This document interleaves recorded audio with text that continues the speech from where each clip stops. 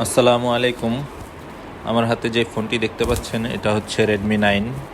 ফোনটার সমস্যা হচ্ছে অটো রিস্টার্ট প্রবলেম। এর জন্য আমরা ফোনটা সুন্দর করে খুলে নিচ্ছি।